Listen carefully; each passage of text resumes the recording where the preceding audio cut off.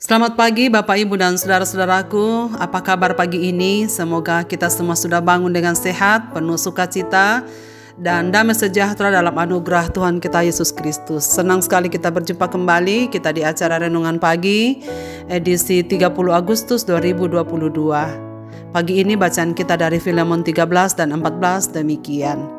Sebenarnya aku mau menahan diri di sini sebagai gantimu untuk melayani aku selama aku dipenjarakan karena Injil. Tetapi tanpa persetujuanmu, aku tidak mau berbuat sesuatu. Supaya yang baik itu jangan engkau lakukan seolah-olah dengan paksa, melainkan dengan sukarela. Saudara-saudaraku, dalam ayat 12 yang telah kita baca hari kemarin, Paulus berpesan kepada Filemon bahwa Onesimus buah hatiku telah kusuruh untuk kembali kepadamu. Dalam penjelasan yang lain diterjemahkan, mengirim Onesimus kembali kepadamu membuatku sangat sedih. Ini berarti saudara sekalian, Paulus begitu menyayangi dan menerima Onesimus dengan cinta kasih. Dalam teks yang kita baca tadi, sebenarnya Paulus sangat membutuhkan Onesimus untuk melayaninya selama dalam penjara.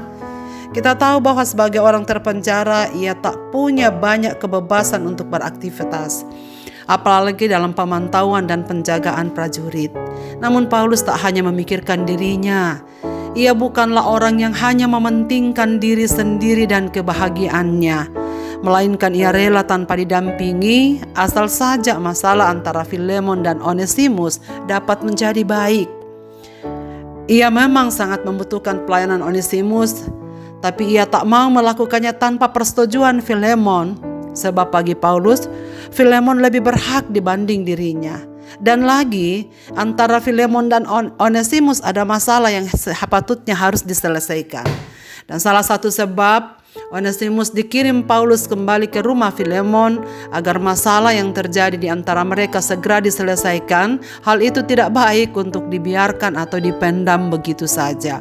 Karena Paulus menginginkan masalah yang ada seharusnya dapat diselesaikan dengan baik. Walaupun secara rohani Onesimus mengalami titik balik dalam hidupnya menjadi murid Kristus karena penjumpaannya dengan Paulus. Namun di sini kita lihat bahwa Onesimus adalah orang yang ingin berubah. Onesimus adalah ingin menjalani kehidupan dengan baik. Ia adalah orang yang gampang dibentuk.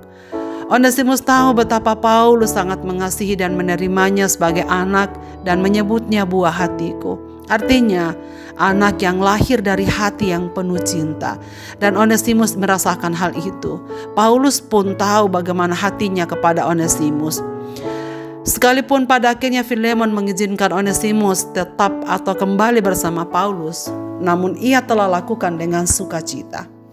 Saudara sekalian, maksud Paulus menyuruh Onesimus mengizinkan kembali ke sana adalah supaya ia bisa memiliki hubungan yang baik dengan tuannya Filemon atau saudara seimannya sekarang di dalam Kristus. Paulus sama sekali tak menghendaki ada masalah di antara mereka sebagai saudara seiman. Bagi Paulus, persoalan yang ada di antara saudara seiman itu harusnya segera diselesaikan. Tidak baik jikalau itu disimpan. Dan maksud Paulus menyuruh Onesimus kembali kepada Filemon agar segera masalah yang terjadi itu dapat diselesaikan dengan baik. Bagi Paulus, jika ada benang kusut harus diluruskan supaya bisa berguna kembali. Betapa berartinya pelajaran yang diberikan Paulus ini dalam kehidupan kita saudara sekalian. Bahwa seorang Kristen seharusnya tidak hanya memikirkan kebutuhan dirinya sendiri, atau kepentingan dirinya, atau kebahagiaan pribadinya, melainkan mendahulukan kebutuhan orang lain melebihi kebutuhannya. Kadang-kadang kita keliru. Yang penting kita bahagia, kepentingan dan masalah kita bisa tertutupi dengan baik. Yang penting kita tidak mengganggu kehidupan orang lain. Biarlah kita mengurusi diri kita sendiri. Saudara sekalian, padahal kita lupa bahwa ada kebutuhan dan kepentingan orang lain yang harus kita penuhi. Kita lupa bahwa hidup ini bukan hidup untuk diri sendiri.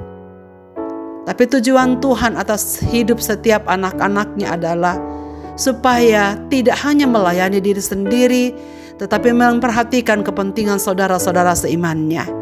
Dalam diri kita melekat satu panggilan pelayanan untuk sesama. Selanjutnya Paulus menginginkan agar apapun yang dilakukan Filemon dilakukan dengan rela hati, tidak dengan paksa. Saudara sekalian, kita bisa melakukan yang baik tetapi dengan paksa, dan hal itu tidak akan mendatangkan berkat apa-apa bagi kita.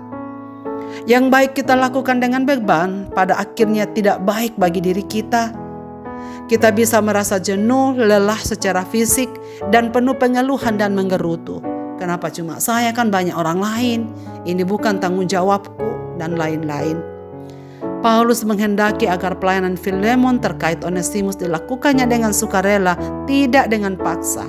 Artinya, Paulus hendak mengajarkan sesuatu kepada kita, bahwa melakukan segala sesuatu yang baik dalam hidup ini hendaknya dikerjakan dengan hati, agar pekerjaan itu tidak menjadi berat bagi kita.